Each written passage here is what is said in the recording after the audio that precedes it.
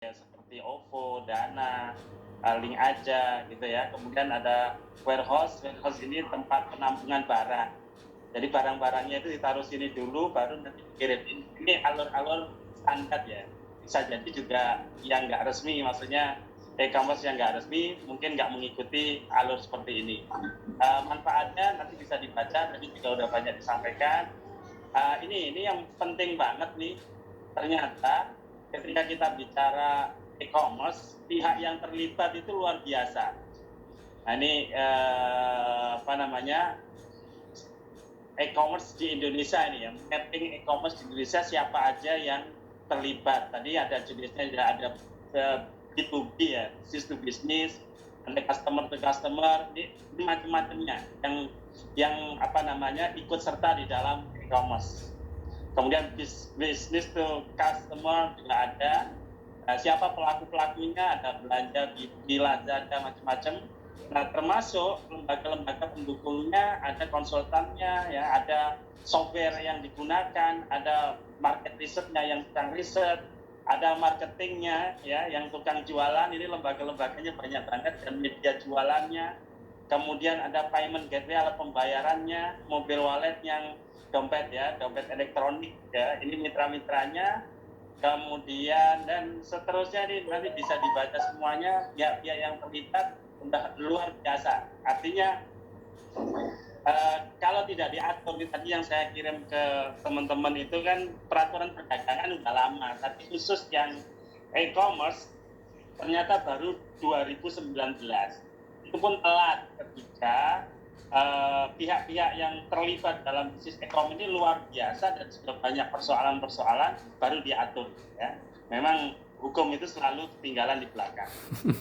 Nah, kemudian mengenai prinsip hukum syariah, ini standar ya, nggak boleh begini dalam e-commerce, sama juga dalam bisnis syariah, nanti bisa dibaca.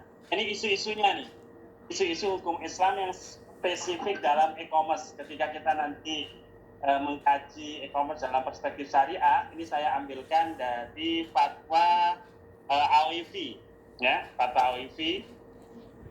Ini yang pertama adalah objek transaksi barang jasa harus halal dan thayyib, tadi sudah sebutkan ya. Kemudian akad-akad yang digunakan mengikuti ketentuan syariah yang terhindar dari larangan syariah. Majelis akad transaksi online. Jadi kalau dulu ketika transaksi offline majelis akadnya kan jelas. Dan ketika online majelis akadnya di mana? Nah ini karena prinsip syariah itu al-aslu fil muamalah al-ibahah, maka dinamika bisnis itu yang mengikuti dinamika teknologi diantaranya. Jadi majelis akad nggak harus majelis akad yang offline, tapi majelis akad maya yang online pun dimungkinkan. Nanti ada perdebatan ulama di situ. Kemudian tentang media pengungkapan ijab kabul. Nah, kalau ijab kabul yang offline kan secara lisan bisa ya. Nah, ketika secara online, ya lisan enggak, tapi bisa secara email, bisa secara ya online dengan mensubmit data dan lain-lain. Nah, itu juga ada kajiannya nanti di kalangan ulama. Kemudian keabsahan akad, intikadul akad. Jadi sejak kapan akad itu dianggap sah? Ketika dalam transaksi e-commerce di isunya. Kemudian penguasaan objek akad. Jadi kapan orang sudah boleh menjual, misalnya ya, menjual apa yang dibeli secara online, sejak barang itu diterima atau sejak dikirim atau seperti apa. Nah, itu juga menjadi perdebatan para ulama. Kemudian masalah tanda tangan elektronik atau al-elektronia. Nah, ini juga karena di perdagangan online ini ketika menyepakati melakukan deal-deal perdagangan, bisa jadi tanda tangan, kalaupun tanda tangan elektronik. Nah, bagaimana kedudukan tanda tangan elektronik? Karena perjanjian akad nikahan. Nah, ketika perdagangan elektronik ini isu syariah juga yang bisa dikaji lebih jauh adalah persoalan akad yang digunakan itu adalah akad standar yang biasanya sudah dibuat oleh penyedia platform. Jadi konsumen tinggal ngikut. Nah, maka akad standar atau akad baku seperti ini, bagaimana, apakah itu menunjukkan keseimbangan para pihak atau tidak? Kemudian persoalan perlindungan konsumen. Nah, ini tentu saja kalau di Indonesia sudah ada undang-undang perlindungan konsumen ya. Nah, itu juga bagian dari isu yang penting karena tidak sedikit transaksi online ini yang merugikan konsumen. Kemudian hak khiyar untuk melanjutkan atau tidak melanjutkan. Seperti tadi adanya salam ya, misalnya menggunakan salam atau istisna. Salam atau istisna itu kan ada hak khiyar karena ketika transaksi tidak melihat barang. Maka ketika melihat ada khiyar rudda, ternyata tidak sesuai dengan kenyataan. Nah, apakah mungkin dalam konteks sekarang ini ada hak khiyar sehingga dibatalkan? Walaupun kalau kita lihat praktek di Indonesia ada beberapa penyedia platform ya, platform e-commerce yang dimungkinkan kalau barang yang dipesan dan berbeda dengan yang diterima itu ada opsi untuk membatalkan, walaupun kadang juga membutuhkan biaya lagi, biaya pengiriman ulang, dan itu dibebankan ke kita. Itu kadang yang kita malas ya untuk melakukan khiyar. Kemudian hak membatalkan transaksi, faktur akdi misalnya karena khiyar tadi atau karena faktor lain.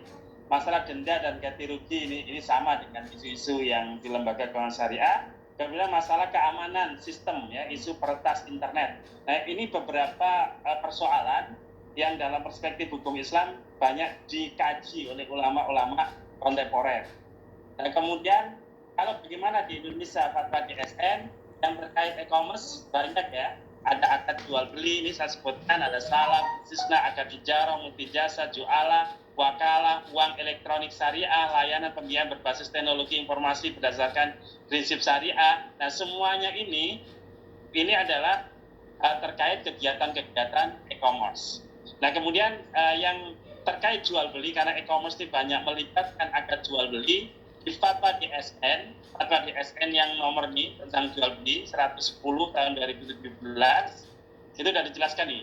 Akad jual beli boleh dilakukan secara lisan, tertulis, isyarat, dan perbuatan serta dapat dilakukan secara elektronik. Ini ya.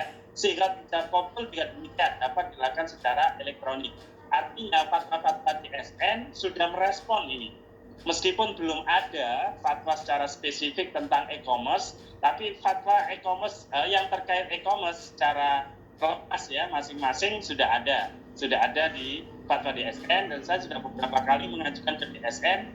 Nah, DSN mengatakan tingkat urgensitasnya belum tinggi, apalagi belum ada yang minta ya. Dan ketika minta pun nanti akan dipertanyakan oleh DSN, kira-kira dari fatwa DSN yang ada mana yang belum bisa mengakomodir ya kepentingan e-commerce saat ini. Nah, selanjutnya ini hanya rincian ya, ini mungkin nggak penting kalau di sini sudah didiskusikan di mata kuliah lain, mungkin fikih muamalah kontemporer atau fikih muamalah tentang akad-akad dalam transaksi, misalnya pembelian makanan melalui perusahaan jasa, pembelian jasa transportasi, jual beli barang secara online, uang elektronik sebagai alat bayar, koin. Ini sebenarnya mata kuliah kontemporer ya, tapi nanti bisa dibaca lah untuk memperkaya. Ini akad-akadnya apa saja. Nah, saya kira itu dari saya, Ustaz Hendra. Terima kasih. Assalamualaikum warahmatullahi wabarakatuh. Assalamualaikum warahmatullahi wabarakatuh. Wah, luar biasa ya. Syukran kasiran Ustaz Azhar. Persilakan kepada Alhamdulillah. teman-teman yang mau